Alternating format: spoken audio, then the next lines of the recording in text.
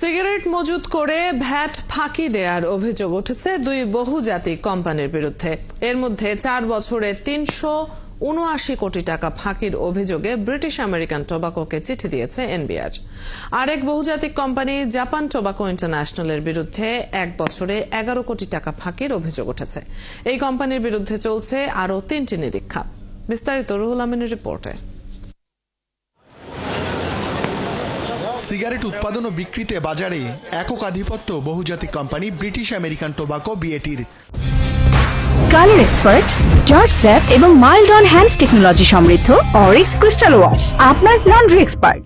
কোম্পানিটির বিরুদ্ধে কর ফাঁকির অভিযোগও বিস্তর। জাতীয় রাজস্ব বোর্ড এনবিআর এর হিসাবে ভ্যাট ফাঁকির অভিযোগে বিএটির বিরুদ্ধে বিভিন্ন আদালতে চলছে 19টি মামলা।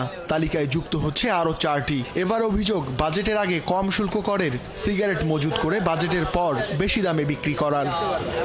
সম্প্রতি বিএটিকে 4টি দাবিনামা পাঠিয়েছে এনবিআর এর এলটিইউ ভ্যাট, যার একটি চূড়ান্ত। কর্মকর্তারা জানান 2020-21 অর্থ বছরে 66 কোটি, 2021-22 অর্থ বছরে 56 কোটি, 2022-23 অর্থ বছরে 88 কোটি ও 2023-24 অর্থ বছরে 169 কোটি টাকা ফাঁকির প্রমাণ মিলেছে।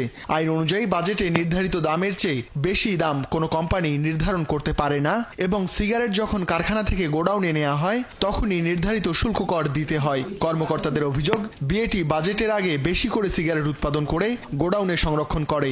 বাজেটের পর যখন দাম বাড়ে তখন বাজারে ছাড়ে। জুনের 9 তারিখে যখন বাজেট ঘোষিত হলো তখন কিন্তু সিগারেটের পার 10 স্টিক মূল্যটাও বাড়লো এবং সম্পদ শুল্কের হারও বাড়লো। ফলে তারা কিন্তু বিক্রি করেছে 23 সালের 8 তারিখ পর্যন্ত, জুন মাসের 8 তারিখ পর্যন্ত যে মূল্য এবং যে শুল্ক হার ছিল সেই হারে কিন্তু তারা পরবর্তীতে বিক্রি করেছে। কিন্তু ওই এসআরও মোতাবেক 147 নম্বর এসআরও মোতাবেক তাদের কিন্তু নতুন মূল্যে বিক্রি করার কথা। সিগারেটের বাজারে তুলনামূলক নতুন প্রতিযোগী জাপান টোবাকো ইন্টারন্যাশনাল জেটিআই। বিপুল বিনিয়োগে ঢাকা টোবাকোর কারখানা কিনে বাংলাদেশের বাজারে আসে জাপানের কোম্পানিটি। অভিযোগ উঠেছে টিকে থাকতে বিএটির মতো কৌশল নিচ্ছে জেটিআই। চলতি অর্থ বছরের বাজেট ঘোষণার পর জেটিআইর উৎপাদন ও বিক্রির তথ্য পর্যালোচনা করে এলটিইউ ভ্যাট।